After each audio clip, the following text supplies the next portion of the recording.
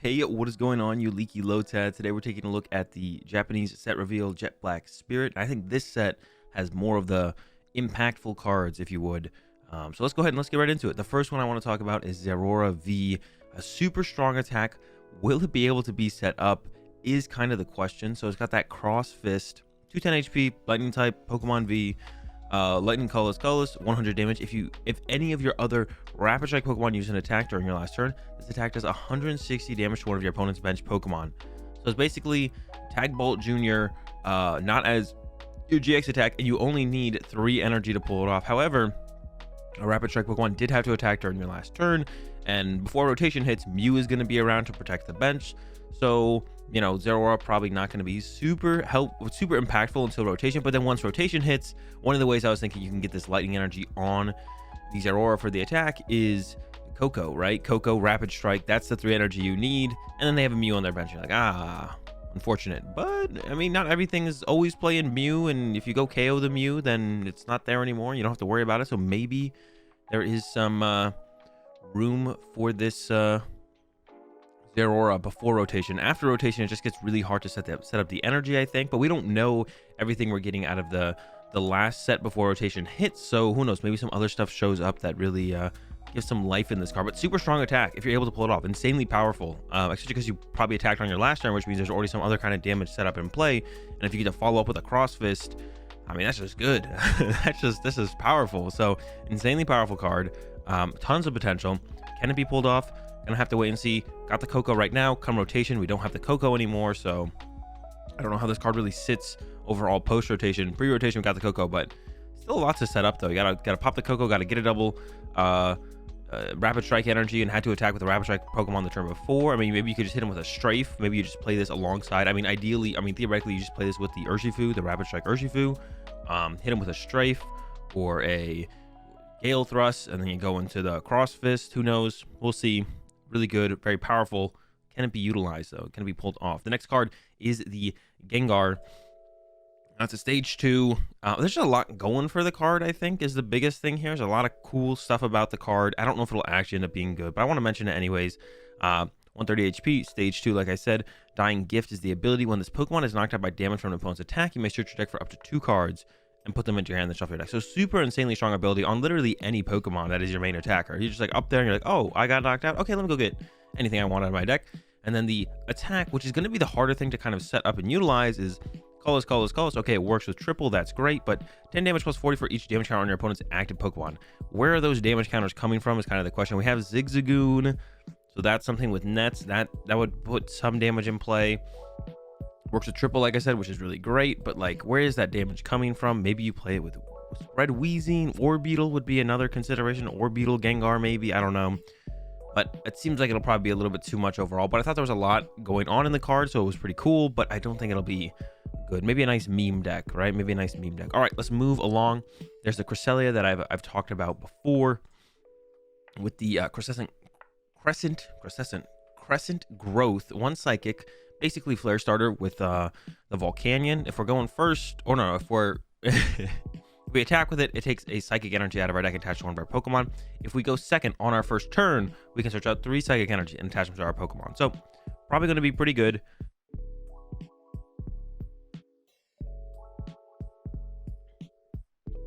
Going to be pretty good with Calyrex as a initial setup Pokemon, something like that, to help us initially set up. So we'll probably see it used for that to help us set up early on. Go second, use the Crescent Growth, or maybe just play it as a one-of and be like, okay, if they choose to go first, then we Crescent Growth. Because actually, to be honest, I think you're going to want to go first with the Calyrex deck because of one of the trainer cards we're going to get to that I've mentioned before here in a second. Next one is the Shadow Rider Calyrex. I think I'm saying Calyrex right. Shadow Rider. It's called Shadow Rider.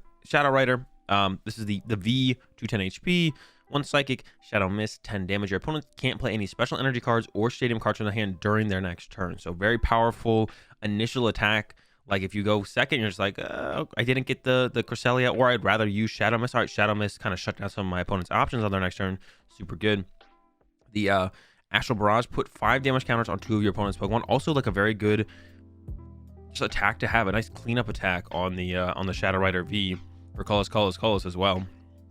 And then of course we get to the VMAX, which is the big deal here. And I think I was a little bit, I've come to terms that I don't think this card is like that ridiculously busted broken. It's still very strong, I think, but it's not too insane once I kind of did some of the math with how much psychic energy you need in play to actually do damage. So let's get into it. 320 VMAX.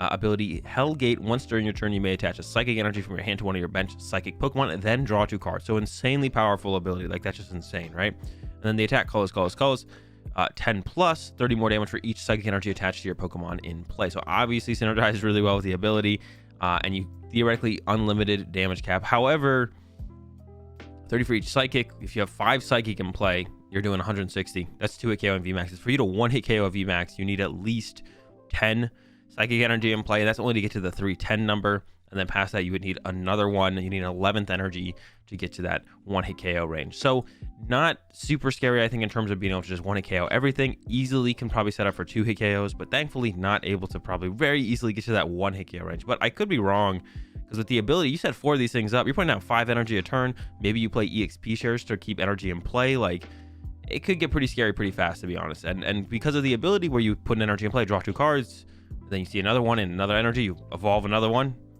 attach an energy with that ability, draw 2 cards, and repeat, right? So kind of scary potentially, but I don't think it's, or I hope it's not, and I don't think it'll be super filthy, busted, broken, insane, BDIF, can't compete with it kind of card. Next to talk about is Blissey, and you've probably noticed I'm passing some of the VMAXs, some of the Vs. We're only really talking about what I think is going to be, but has good potential, or is interesting enough to talk about, like the Gengar. Up next is the Blissey V with the natural cure. Whenever you attach an energy from your hand to this Pokemon, remove all special conditions. I actually read it as remove all damage counters when I first read it. I don't know why I read it like that. I was like, wait, this card is broken.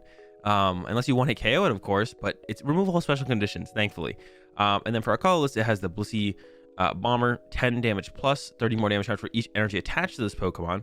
After doing damage, so you do your damage first, then you may attach 3 energy cards from your discard pile to this Pokemon.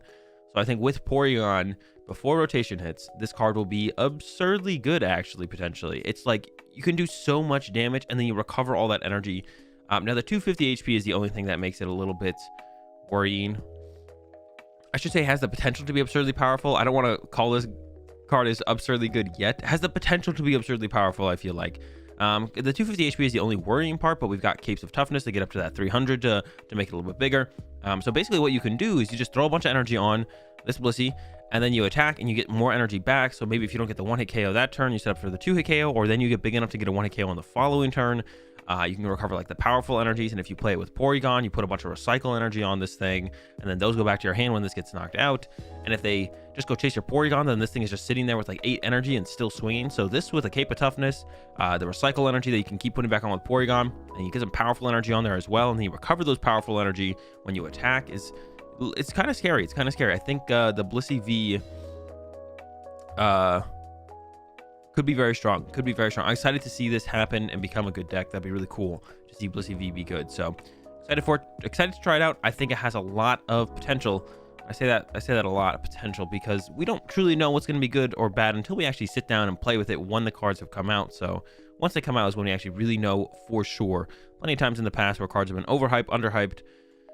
Best trainer card in the set, I think, is the Fog Crystal, though. Search your deck for a basic Psychic Pokemon or Psychic Energy, reveal it, put it to your hand, then shuffle your deck. So basically a reprint of the Net Ball that we had for Grass Pokemon a little while ago, but for Psychic Pokemon. And that card was insanely good. Grass Pokemon just weren't. If it had been for like any other type, it would have been insane. This is insanely good, especially when we got a card like the Calyrex coming out, which obviously they printed to combo with it. Insane, right? Insanely powerful card, and yeah, it's Psychic type, so Calyrex is gonna love it. Any type that this would have been around for would be that much more powerful. Obviously, like I mentioned, Netball not making Grass that much more powerful, because Grass Pokemon kind of sucked, but we got a good Psychic Pokemon coming out. We currently have stuff like Dragapult and stuff floating around as well, so who knows how this will impact those decks. But ridiculously powerful card, probably the best trainer card in both sets. We got some more gloves here. 30 more damage to Grass Pokemon. We got 30 more damage to Dark Pokemon with some gloves. We got the Rapid Strike Scroll of Skies, which I actually think is pretty good, except for the fact that it takes a lightning energy in its energy cost. It doesn't work with the Rapid Strike energy, so I'm not sure how good this thing is actually going to be. Of course, we do have an energy card coming up that will help it out a little bit. We'll have to wait and see. But yeah, it does Flying Suplex, 10 damage plus 50 for each energy attached to your opponent's active Pokemon. That's a lot of plus damage. So pretty good potential for this card, I think. But it depends on like what's good in the format. If there's like actually a deck that kind of sits there active with a lot of energy, then this would be good against that. If there's really not, I mean, the best Rapid Strike deck is just the Urshifu, so if this isn't doing more than 150 damage, then there's really no point in playing this scroll, right? So we'll have to wait and see what's actually good in the meta when this releases, or as like the meta adjusts. If Rapid Strike is still good, and a deck like that has just a bunch of energy on their active is good, then the scroll will probably be played in Rapid Strike, of course, because, well, I'll get to the other card in just a second. Up next is Agatha with the move 3 damage challenge from your active Pokemon to your opponent's active Pokemon. So it's kind of like Grimsley, but a little bit less versatile. It moves from your side to their side, which can potentially heal your Pokemon out of range of being KO'd, which would be great.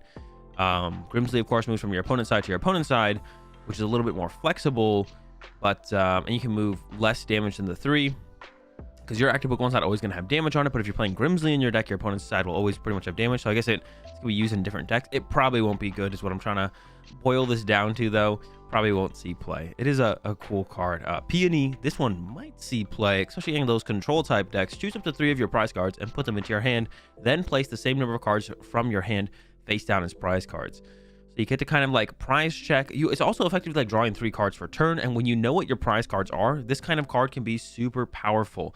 And the coolest part about it is that you can put back, like if you draw 3 prize cards and 2 of them are trash, like worse than the other cards in your hand, the way it's worded is you can put those back and then just keep that one and put something else that was kind of bad from your hand back into your prize card. So knowing your prize cards is going to be a big deal with this card, and it makes this card super powerful. It becomes more than just a draw 3. It becomes a, how many prize cards do I have left? What is left in my prize cards? Even if you have 6 prize cards left, if you want maybe 1 or 2 cards out of those 6, when you're drawing 3, even though you're only going to get into see 3 cards, it's 50% of the card pool you're drawing from, which is way better chances than when you would play like a research into like a 30 card deck or a 40 card deck, right? So potentially very powerful card, especially once you start drawing prize cards. You get down to those 3 prize cards left, you can get exactly what you want. So we'll have to see if it's worth the slot. Probably would only be like a 1-up in most decks. In control, this card could be extremely powerful, and I definitely see it being played in control. But besides that, who knows? Maybe a 1-up in some other decks. We'll have to wait and see if it's worth taking your turn off to not play a research or a Marnie, or because you probably don't want to play this early on in games for the most part. Although it wouldn't be terrible. But if you know your prize cards as well, and you know they're just not that good for the situation, you just don't want to play this. You'd much rather play a research or a Marnie. So how consistently would it actually come up where you'd want to play this card over something like a research or a Marnie? And that'll kind of tell us if it's worth playing a card like this or not. But really cool card, really cool. A lot of cool interactions that can happen, and obviously gonna be good in those control decks. Let's see, there's the old, there is this one, Seabold, I don't know how to say that name. Choose 2 of your Rapid Strike Pokemon and play and heal 60 damage from each. I don't think it'll be very good. Old Cemetery, I talked about this one before as well. Whenever a player attaches an energy from their hand to one of their Pokemon, excluding Psychic Pokemon, to put 2 damage counters on it. So gonna be good with Calyrex probably. We'll see. I think Calyrex initially will probably play Swell to try and combat the Path to the Peak stadium that is gonna come out. So I think initially Calyrex won't play this stadium and will probably play Swell. But come rotation, I think this could definitely be seen play in the Calyrex. We'll have to wait and see for sure. And this is the energy I was talking about that gives a little bit more life to the Rapid Strike Pokemon in general, the Zeraora, and I guess the Scroll as well. Basically, it's just a rainbow energy for Rapid Strike Pokemon. You can attach it to one of your Rapid Strike Pokemon, and it counts as every energy type, and that Pokemon can't be paralyzed, which is, I guess, another bonus effect of the energy that's kind of irrelevant, but does exist on the card. Yeah, they can't be affected by paralysis. Sure. Raichu, nice try, bud. But yeah, so rainbow energy basically for the Rapid Strike Pokemon, so that'll help with that energy cost of the lightning on the Zeraora and the Scroll as well. We'll see if this is enough to kind of do that, because playing basic lightning, after rotation seems kind of but I guess we have Coco right now, so playing basic lightning right now would not be terrible. And last up, we have that lucky energy, which says the Pokemon that this is attached to is if it's in the active and is damaged by an opponent's attack, you get to draw a card. So that's kind of cool. But it's not better than Capture Energy, I don't think. So I don't think we're going to be seeing play from this until we lose Capture Energy. I don't even know if that goes out with rotation, to be honest. I don't know when. It probably should. Capture Energy probably gets rotated, I think. It's been around for a little while, but Capture Energy is just better than this. Already, it's pretty hard to find decks that want to play just like straight up colorless energy. as an energy instead of playing, just more of their basic energy that goes with their the Pokemon you're playing. So it's already pretty rare that you see people playing stuff like Capture Energy in general. So this won't see play until Capture rotates. But after that, who knows? Maybe. But it's really hard to find decks where this kind of energy would actually fit in comfortably and actually be reasonable to play. But besides that, it's very strong if you could put it in a deck, come rotation. So it's got potential come rotation potentially. And that's going to do it for this set review, set look at, set peek, set analysis. I'm out of here. See you tomorrow.